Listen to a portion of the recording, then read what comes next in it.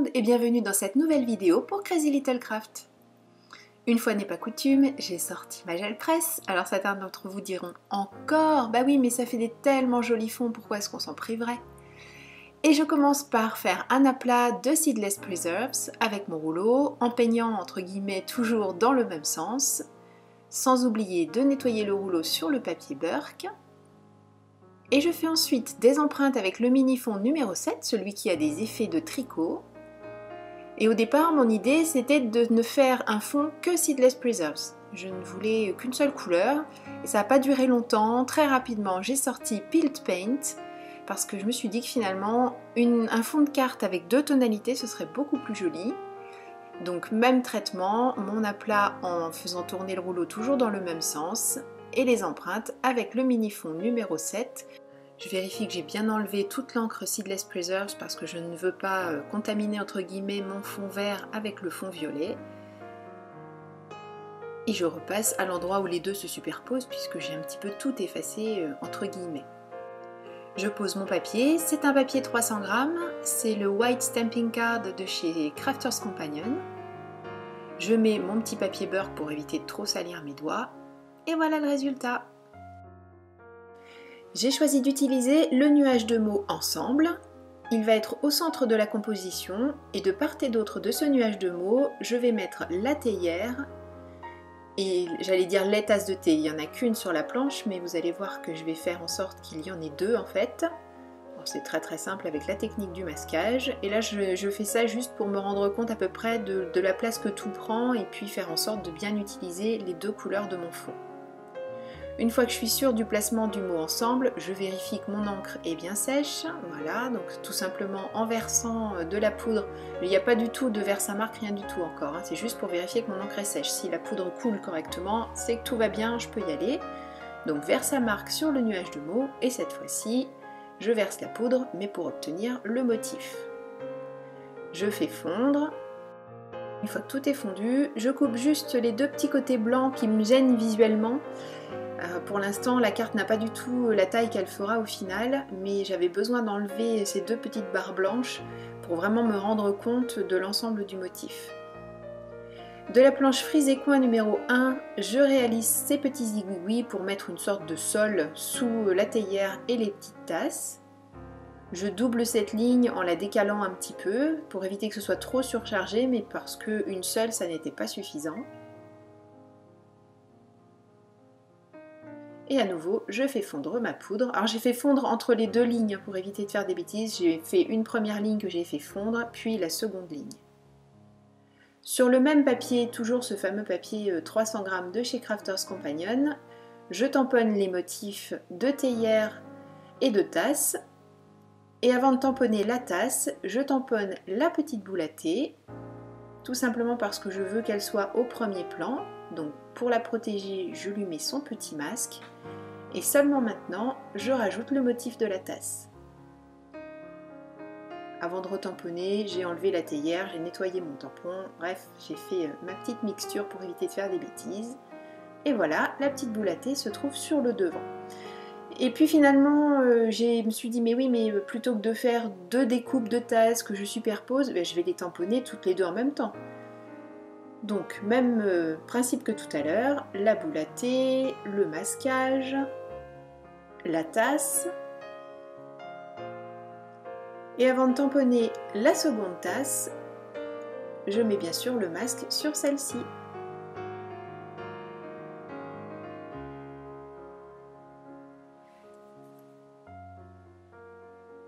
Je n'oublie pas de bien nettoyer mon tampon. Parce que comme je vais le replacer, si je le fais bouger un petit peu, voilà, vous voyez, quand on cherche un petit peu l'endroit où on le met, s'il restait de l'encre dessus, ça salirait tout le papier, ce serait quand même dommage. D'autant qu'on ne va pas tamponner la tasse tout de suite, puisque je veux dans celle-ci le sachet de thé. Donc, de la même manière, je le positionne, je ferme mon couvercle, j'enlève la tasse, parce que pour l'instant on n'en a pas besoin, elle m'a juste servi à bien choisir l'endroit où je souhaitais avoir le petit sachet de thé. Je protège le sachet et la petite étiquette. Et cette fois-ci, je tamponne le deuxième motif de tasse.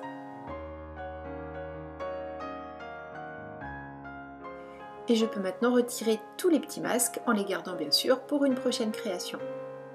Et voilà nos deux petites tasses. J'ai découpé le tout, je me suis rapprochée un petit peu pour que vous voyez mieux la mise en couleur et j'ai choisi de la faire au polychromos. Je n'utiliserai pas du tout de solution de mélange, ni d'estompe, ni quoi que ce soit. Je vais garder le passage brut du crayon pour garder cet effet un petit peu grain de quand on le passe comme ça sans l'aplatir avec la solution de mélange pour crayon de couleur. C'est très joli sur certaines réalisations, il n'y a aucun problème avec la solution de mélange. Juste cette fois-ci, je voulais garder ce côté vraiment brut pour faire un rappel avec le fond qui est lui aussi très travaillé. Il n'est pas du tout plat du fait de l'utilisation des Distress Oxide sur la gel press. On a des micro gouttelettes, si vous regardez bien les photos, vous verrez, ça fait vraiment un fond très travaillé avec beaucoup de volume. Donc ça aurait été dommage de tout aplatir en passant les estompes sur le crayon de couleur. J'avais vraiment envie de garder ce côté brut. Voilà, je trouve pas d'autres mots.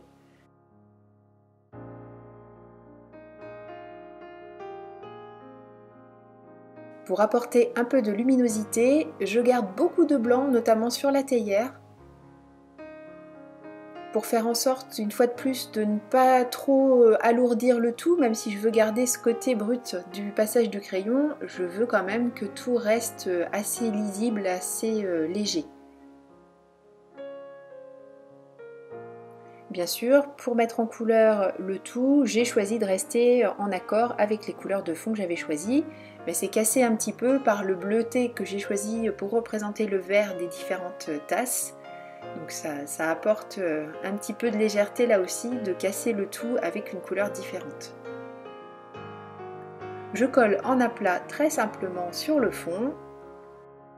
Une fois la théière mise en place, je trouvais qu'il manquait encore un petit zigouigoui, donc je n'en tamponne qu'un que je rajoute juste en dessous. Je peux passer à la découpe finale de ma carte, et ce rectangle finalement fera 10 par 18. J'ajoute un petit halo coloré en reprenant les mêmes coloris que précédemment. Je ne remets pas d'encre sur ma mousse puisque j'en ai suffisamment pour juste faire le petit halo dont j'ai besoin pour fermer le cadre. Il n'y a pas besoin d'en rajouter, surtout avec les Distress Oxide. Ça reste quand même suffisamment présent sur la petite mousse. Et voilà, je n'ai plus qu'à ajouter ma base de carte. J'ai choisi un coloris prune qui rappelait beaucoup celui de la Seedless Preserves. Et comme d'habitude, je colle, je plie, je coupe tout autour sans prendre de repères avec une règle. Je fais ça à l'œil, c'est pas toujours une science exacte, mais en l'occurrence ça s'est plutôt bien passé. De toute façon, j'ai moins de soucis comme ça que quand je mesure tout ou je n'arrive jamais à la bonne dimension, donc je préfère faire confiance à mes yeux. Je vais habiller un petit peu l'intérieur. Pour ça, j'utilise le sentiment de la planche T qui dit « Tu veux partager un thé avec moi ?» Je le tamponne en ton sur ton avec la Seedless Preserves. Je veux que ça reste discret, mais je vous rassure, c'est très lisible. Et j'utilise également les feuilles de thé, cette fois-ci, avec le coloris Peeled Paint, donc celui qu'on a mis à l'extérieur. Alors tant que ça n'est pas sec, c'est peu visible, mais une fois que l'encre est bien sèche, on voit bien les feuilles de thé sans que ça nous saute aux yeux non plus. C'est là, c'est discret, mais c'est joli. Et à l'arrière de la planche signature, je vais tamponner une création de, et l'expression juste pour toi.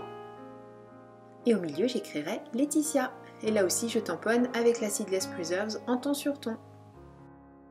Et cette carte est terminée. Merci beaucoup d'avoir suivi cette vidéo. Je vous donne rendez-vous très vite pour une nouvelle création pour Crazy Little Craft. D'ici là, surtout, prenez bien soin de vous, créez et partagez. Gros bisous, bye bye.